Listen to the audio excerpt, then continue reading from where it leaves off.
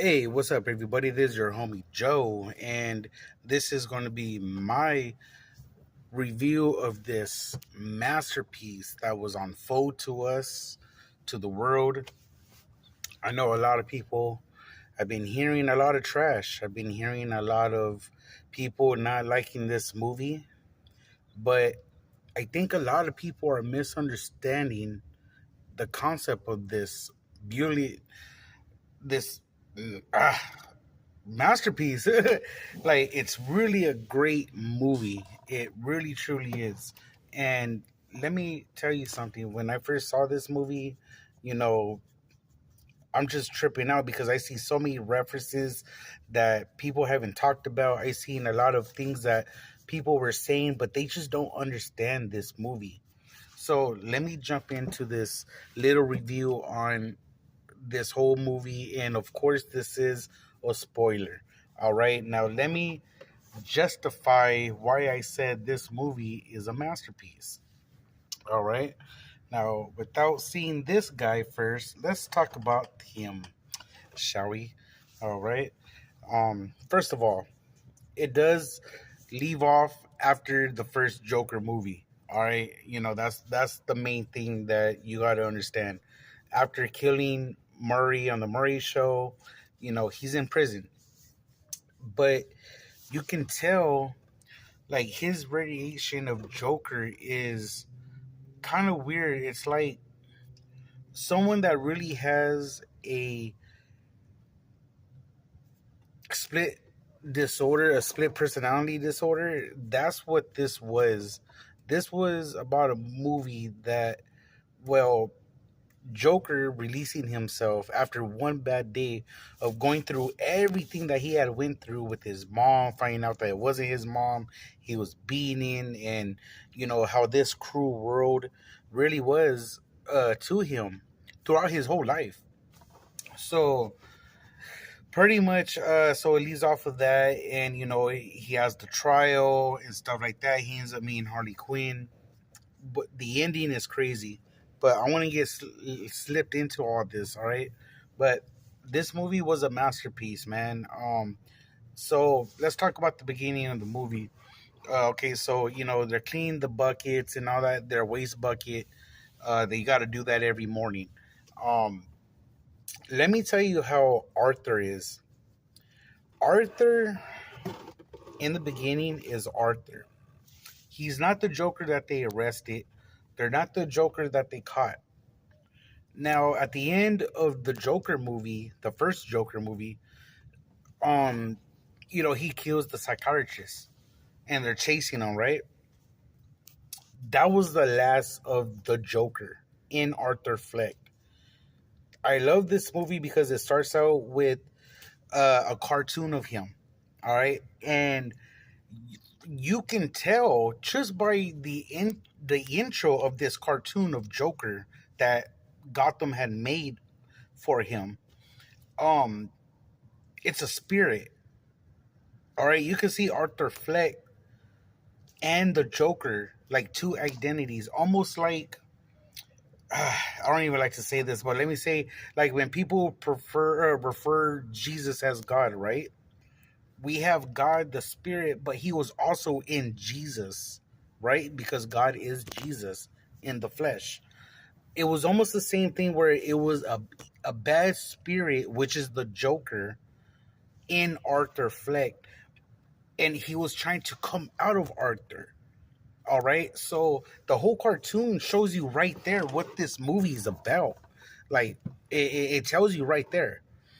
But deeper into it, um, man, it's just uh, after the cartoon is over, this certain Joker is not Joker right now. He's just Arthur Fleck. He's you can tell is like he knows he shouldn't be there. He kind of knows why he's there, but he just knows he shouldn't be there. You know what I mean? So the guards mess with him. Everybody messes with him. They all laugh at him. He doesn't really talk throughout the first like 15 minutes of the movie, kind of, until he starts talking to his lawyer. And this whole time he's still Arthur, but he's getting these Joker urges in a way where Joker's trying to come out. But at this time already, he's taking his medication. Now, I know in the first movie they talk about how he's like on 12 to 15 medications or some shit like that. But the medication that he's on in this movie got him on is pretty much happy pills. They got him all zombied out. You know, it's kind of fucked up how a lot of people that have ADHD and shit like that, they give them those kind of pills. They're supposed to mellow them out, but instead they make them into a zombie. That's pretty much what Arthur Fleck is going through inside Arkham. Then there's this guard that you know, like I was telling my wife, it seems like his face looks like a bad guy, but he's really a good guy. Well, it seems like that throughout the whole movie until the end. But he has his reasons. We'll get to that later. So pretty much, yeah, he finds out that Arthur's been okay and this and that, so he gives him a privilege of going to a singing group and might help him with his disorder. So that's when he meets Harley Quinn for the first time. Now, when she sees him, she's like a fangirl, and the way, first of all, fuck, Lady Gaga, she's bad, and I love her in the House of Gucci movie, but she is a perfect Harley Quinn when it comes to how she's so obsessed with the Joker, how she is like, I seen their relationship like a Bonnie and Clyde type of thing, but her leading the charge because she finds out that he's on his pills and all this stuff, but he like falls in love with her right away just because she goes like that, bam. So that's one thing that kind of shows like, god damn, like this bitch is crazy, like you know what I mean. But overall though, um yeah, like she was a great Harley Quinn. She tells him what's up. There's a moment where they do go together. Arthur goes to the singing group and he starts singing with them, and she's really cool with him. She talks about there's a movie that they made about him and this and that, and you know then you can tell the Joker is coming out of Arthur because every time, and this is what a lot of people don't understand about this musical yet. I get it. This isn't, you know, Zusu, all right? I get it. This isn't West Side Story. This isn't La La Land. But if you not only listen to the lyrics, but just the way Arthur reacts to these songs. Well, let me go back real quick. When I first heard Queen Phoenix singing, I was like, oh my god, damn, he's horrible. You know what I mean? Because he sounded like shit. Until I had to think about it while I'm watching the movie, like, well, he's quiet. He hasn't probably talked for a minute, right? But and then my dumbass, I'm thinking I'm getting Johnny Cash at Queen Phoenix, from Walk the Line. But no, I'm so retarded. I tell my wife like, I thought we were gonna get Johnny Cash here, but throughout the movie, he does sound better. Lady Gaga, of course, kills it like in every song she does. But so every time there's a song, a lot of people don't realize that this is a Joker that's trying to come out of Arthur. And the only way he can come out is through this singing, that this therapy and all these people thought it would help Arthur. But in reality, it never did. Instead, it's bringing out the Joker in him. Okay? It's bringing out that evilness. Every time he fantasizes, that is the Joker coming out of him. And so when there's a moment when he starts tap dancing, There's a musical where he starts tap dancing. That was an homage. All right, let's talk about the homage real quick of this movie. There's a lot of homage in this movie. The whole tap dancing thing, that's a reference to the Joker's the Batman Joker from the '60s show, the Cesar Romero Joker. When he's tap dancing, the way he's dancing, that's the way that clown would have danced, with tap dancing and getting with it. By the way, there's a couple songs that I'm like, oh shit, okay, like I got some of those songs on YouTube now, like you know what I mean. But that was the Joker trying to come out of him, and these are different Jokers. And throughout the process of the movie, the Joker is getting stronger and stronger and stronger through these songs. You know, we even had another reference to the Jack Nicholson Joker when Lady Gaga, Harley Quinn, and the Joker is dancing on top of the rooftops. All right, you see that in the trailers. That is a reference, an homage, a nod to Jack Nicholson's Joker, dancing with the devil with in the pale moonlight. That's a reference right there. And then not only that too, all these uh all these other references, like as far as the way he would get mad and the way he would act. Like there's a moment where they start singing "When the Saints Go Marching In." The way Joker reacts to the song within Arthur Fleck, that is straight out from the Arkham series, the games. The way he is in Arkham is exactly how that Joker would have reacted when he first got busted.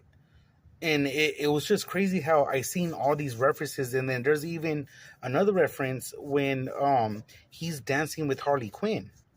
That's straight out from the comics, the toxic relationship, the way he treats her, the way he talks to her.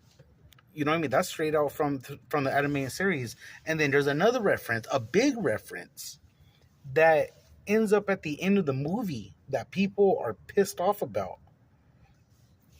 All right, that's what I want to get into. This movie, when you see shots throughout the movie, when you see shots out the movie, I notice a lot of things. It was from the Christopher Nolan's Batman. Now you can say, "Oh well, Joe, they use those same locations." Okay, that's cool, that's true.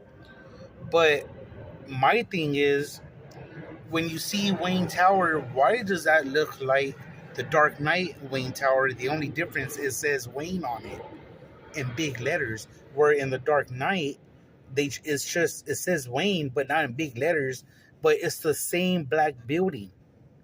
Even when you're leaving Arkham, the trail to the city, that's Christopher Nolan's Gotham City. When you go through the train tracks, the bottom of the city, that was Christopher Nolan's Batman. Now, the reason why this reference is big important to the ending of the movie, because throughout the movie, you know, Arthur is trying to find himself, but it gets to a point where Harley Quinn tells him, like, no, you are the Joker. We can build a mountain together once you get out. We're gonna do this thing. We're gonna run amok. But he's kind of like I don't know, because Arthur's fighting it. So it's not until he finally realizes that, you know what, I'm not going to take my medication no more. Matter of fact, she tells him to stop. He's already stopped. So that part of the movie where a lot of people don't understand, that's the beginning of this movie. Now we're getting to Joker. Now we're getting the Joker that we deserve, Joker that we want to see. So after he ends up firing his lawyer, he becomes the Joker like full Joker, not taking his meds. He's not, listening to the judge advice. Like there's a moment where he almost snaps, and in an interview that he does, and the Joker does come out. He starts talking to him, but a lot of people still think it's Arthur actually doing that. They're not seeing him as, they, as far as the jury is concerned, and Harvey Dent, which honestly they should have got the guy from Gotham to do it if that was the case. But anyways, they got Two Face Harvey Dent in there, and pretty much they're trying to say that no, he knew what he was doing, and he murdered these people. And so when Hardy talks to Arthur Fleck saying that, oh, she's not doing her job, that's when he fires her, and he requests from the judge to wear the makeup, the Joker makeup. Now, at that point in time, what a lot of people don't understand is that now, even through the songs, the Joker's coming out. The Joker's trying to come out of Arthur. And every time he comes out, Arthur does little things. He'll start dancing the way he used to, and like the way the Joker was. And so they even have a scene. Well, I'm not gonna get into that yet. So yeah, Joker starts dancing and stuff like that. So each song is that Joker's trying to break out of Arthur. You know what I mean? And so he ends up finally becoming the Joker. And so he's in court. He's full Joker now. He's not Arthur Fleck. He is straight Joker. And in the first trial as being Joker, the guard that I was talking about, I thought he was a good guy, ends up beating his ass, and the other guards start beating his ass, throws him in the hole because the Joker told him straight out, like, I'm tired of everybody treating me like shit. You guys send me to Arkham, and the guards treat me like shit. Everybody treat me like shit. Like they're not better than me. They don't know better than me. And he lets it all out. Everything that Arthur's hiding behind those pills, Joker just lets it loose. You know what I mean? And they get mad and they beat his ass. But even the people in Arkham are even like cheering him on. And throughout the movie, they kept showing this guy. You can tell he's a weirdo. You can tell he's a psycho. You know what I mean? And he's just like, he's always looking at Arthur, always checking him out. But he's an actual psychopath killer. Okay, he's not a guy with a problem. He's a killer, And so, the first day as Joker in the trial, he's fucking up, but he starts, fantasizing that him and Harley's going to get out. It's funny. Him and Harley really swear he was going to get out of that trial. You know what I mean? Like he swears he was going to leave. He was going to walk out the door. And so when he interviews the little short guy, the midget, he's full on Joker. He's acting like he's a Law and Order type guy. He's talking British. He's pretty much mocking the court. And what you call it? Like even the dream scenes when he kills the judge and the juries and all that. That shit was dope as fuck. When he kills Harvey Dent in the dream in the musical. But when he gets to the little guy, he even starts mocking him. And he's pretty much the Joker's asking him like this is how I always been, and maybe you just didn't know it. And the midget, the dwarf, he's all like, no, like this isn't you, Arthur. Like you were never like this, And he's still mocking him, and he's trying to like tease him because of his short, he's short and shit like that. The judge gets a little pissed off, that's just funny. And then there's even a part, Todd Phillips, he's a fool who does a part where he didn't have to do it, but he shows the camera going up, and the midget is sitting on a couple phone books. That shit was fucking funny. I was like the only one laughing. Like honestly, me and my wife were laughing. That other movie was so funny, so good. And this is the part that I feel like Todd Phillips made a masterpiece out of this movie because he was allowed to show us by not even referencing, but Joker could be anybody. All it takes is one bad day, but he's showing that this isn't really Joker. That this is just a guy that was wronged his whole life, and something hits Arthur through the eyes of Joker when after which kind of Joker says no more questions, the midget starts crying. He starts crying and says, Arthur, you're the only one that was ever nice to me. Joker turns around, and for that split second, it was Arthur. Like, Arthur straight out defeated the Joker right there. And realized, like, man, this isn't me. I'm not this angry psychopath killer. I'm not this killer that everybody thinks I am, what Hardy thinks of me, and what these people think I am. Like, I'm not that guy. It's just he snapped. After years and years bottling all that shit up, he finally snapped, and everybody assumes that's what he is, but he's not. And then when he gives his last words before the jury, prosecutes him, he straight out says, I'm not the Joker. I'm Arthur Fleck. And he starts crying. Now this is another reason why this movie is so brilliant, because for the first time we see Arthur actually cry without laughing, without that disorder he has. He is crying in tears. That is the only time we ever seen him do that. He didn't do that in Joker 1. He didn't do that throughout the whole Joker 2 except for that time.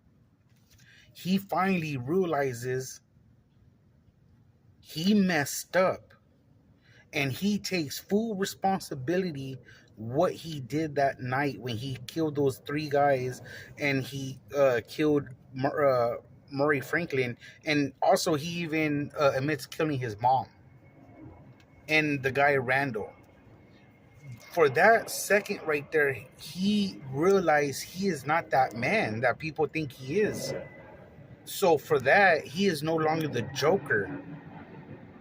That entity, and this is what I love about Todd Phillips adding references to this Joker, because it proves right there that one, it takes one bad day, but he brought the story of the three Jokers, because now we had this comedian clown. Like, he thought he was supposed to bring joy to the world. It was all bullshit and lies. And so when he finally says that he is not the Joker, that's when everything is quiet. Harley Quinn takes off the court. Don't want nothing to do with him. He lost that. He loses all those people that love him and support him. He's alone. He feels like he is a loner, but he deserves to be locked up. That even though it was the Joker that did that, at the end of the day, it was him. And so that evil spirit of the Joker is no longer in him. And just like in the show Gotham, yes, another reference. In Gotham, the guy that plays Joker, he plays the stapled Joker. And he says Jerome. And Jerome says, I'll always live forever. Not physically, but I'm an ideal. I am what I can manifest into something that echoes through Gotham. And that was that right there, because after the trial, and they give him, pretty much the penalty. He goes back, into prison. He's going to prison. He's going back to Arkham. He's staying there for life. This guy that keeps staring at Joker or Arthur Fleck, because now Arthur is straight out, Arthur. He even finds Harley Quinn after they blow him out of the building, and she's all like, all we had was the fantasy. Oh, another great reference and another great storytelling. How that's what Harley Quinn and Joker is at the end of the day, is a fantasy. Two fucked up people, and yet they're still trying to do it together, trying to make this relationship work. But she takes off. She's just another bird of prey, which was another great reference. And so when Arthur goes back to prison after they catch him, um, that guy that keeps staring at Arthur throughout the whole movie at different scenes comes up to him and is like, "Hey Arthur, can I tell you a joke?" I feel like that's when the spirit of the Joker came to this guy, when he said, "Can I tell you a joke?" And he says something about I really don't know the whole joke, but pretty much he says, he says that there's a psychopath, and he sees a guy that he admired, a comedian that was his hero. He tells him, "Hey, can I buy you a drink?" And he says, "Sure." And then he says, "What can I get you?" And he's like, "Just give me whatever." And he says, "Okay, I'll give you what you fucking deserve." And he stabs him, which is the same way Arthur Fleck killed Franklin Murray. The Joker, that was the Joker that was in Arthur Fleck, that left Arthur and went straight to this other guy. Because even after that, he's laughing and Arthur's bleeding to death. He's laughing. He's carving his face and laughing, looking like who? Like this guy right here, Heath Ledger's Joker. Now, you could say that everything that I'm saying is like, damn, you're talking about like spirit shit. You could say that, but isn't that's what a personality, split person disorder is? Split personality disorder, someone that's not really there, right? So I mean, either way, that was the movie that I got out of it, and it was just beautiful. And I really hope everybody go see this movie. Check it out. If you don't understand it the first time, look it up the second time. Watch it again. But yes, like this movie was just great. I love it. Um, so check it out, man. It was a great movie, and I understand why people didn't like it. But if you really understand the storytelling of this movie, like, man, it was awesome. It shows how a man that just one day he flipped over years of things bottling up inside, that he ended up creating another side of him to allow him to do what the things that he couldn't do on an everyday basis, and it made him crazy. And he lost everything for it, but at the end of the day, he accepted the fact that it was him. It was him that did that. And when the Joker did not need any use of this guy, Arthur Fleck, he went to the next guy. So, I mean, just, man, what a beautiful movie. But that's my review, my spoiler review. So, check it out again if you guys didn't see it. Give it a chance. Let me know what's up. Uh, write down in the comments. Let me know what you guys think, because honestly, it is a great movie. It is a masterpiece. So, God bless you guys. Have a good day, and leave a like, comment, and subscribe. Let me know what y'all think. All right, deuces.